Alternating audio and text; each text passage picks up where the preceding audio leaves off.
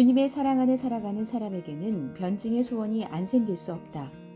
변증하는 일이 사랑하는 일이기 때문이다. 그런데 변증이 쉽지 않다. 변증은 신념과 신념이 부딪혀 한쪽이 설득당해야 끝나기 때문이다. 알다시피 사람의 신념이란 오랜 세월에 걸쳐 형성된 것이므로 단 몇 마디 말로 무력화시키거나 방향 바꾸기에는 한계가 있기 마련이다. 변증은 기술로만 하는 게 아니다. 베드로가 동족을 대상으로 했다고 해도 변증에 성공한 이유는 성령 충만했기 때문이다. 성령에 충만하다는 것은 복음에 충만하다는 뜻이다. 복음에 충만하다는 것은 신랑이신 예수 그리스도로 충만하다는 뜻이다. 그리스도 없는 성령 충만은 있을 수 없다. 우리가 JPA나 NCS에서 아가서를 가르치는 것은 아가서가 복음을 변증적으로 이해하는 데 알맞기 때문이다. 아가서의 주인공은 오직 신랑이다. 신랑인 예수 그리스도다. 그 신랑이 신부인 우리를 사랑한다는 이야기가 처음부터 끝까지 나오는 건 아가서밖에 없다. 아가서는 전체가 비유와 상징으로 되어 있어 구속사를 풀지 않으면 이상한 방향으로 흐르기 쉽다.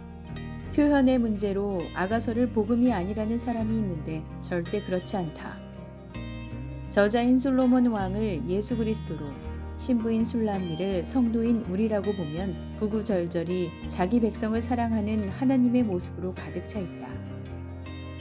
아가서 사랑 이야기를 영화로 들려주고 음악으로 들려주고 시로 들려주면 막연하게 여겨지던 예수 그리스도의 친밀감을 나타내기 시작한다. 더 중요한 건 아가서를 창조, 타락, 구속, 완성의 틀로 설명할 때 어린아이의 눈으로도 역사와 묵시를 한눈에 볼 수 있게 된다는 것이다. 어떤 시인의 말처럼 우리는 누군가를 만나고 사랑하다 보면 그를 잘 알게 된다. 하지만 그 사람을 다 알았다고 생각하는 순간 무엇인가 모르는 구석이 생긴다. 이것은 당연한 일이다. 나의 세계 속에서 자라는 상대가 점점 울창해지고 있다는 뜻이다. 아니, 이것은 내가 상대의 세계로 더 깊이 걸어 들어왔다는 뜻이다. 아무리 그래도 인간이 인간을 사랑할 때는 반드시 헤어지게 마련이지만 하나님이 인간을 사랑할 때는 절대로 헤어질 수가 없다. 그게 하나님의 사랑과 인간의 사랑의 차이다. 아가서는 그 사랑을 죽음같이 강한 것이라고 했다. 사랑에 죽음이 붙으면 대속이 된다. 그 대속의 사랑을 차근차근 설명하는 게 변증이다. 물론 변증의 문화가 빠지면 논쟁으로 가기 쉽다. 나는 낮은 울타리 NCS에 온 아이들에게 복음 변증은 물론 김대식의 내 이야기나 설민석의 책 읽어드립니다를 내놓지만 어벤져스와 조조 래빗, 겨울왕국은 무엇이 다른가 라는 질문도 던진다. 셋 다 비슷한 시기에 흥행 반열에 올랐던 영화다. 봉준호가 미치도록 좋아하는 스콜세지의 아일리쉬맨도 있지만 그건 너무 길고 폭력적이다. 물론 어벤져스도 폭력성이 강해 영화를 보여줄 때 조심해야 한다. 훈련된 아이들과 훈련이 안 된 아이들은 천지 차이다.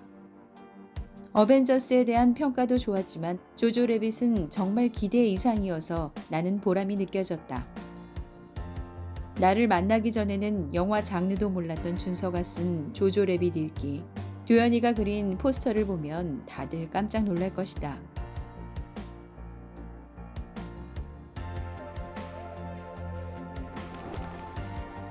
복음 변증에 대한 아이들의 반응과 문화 현상에 대해 적극적으로 적어보는 내용을 바라보고 있으면 좀비 시대가 곧 끝날 것 같은 희망이 생긴다. 물론 문화를 변증의 도구로 삼기 위해서는 복음의 체계화와 함께 문화의 리더십, 와처, 가이드, 프로듀서 교육은 당연히 따라야 할 것이다.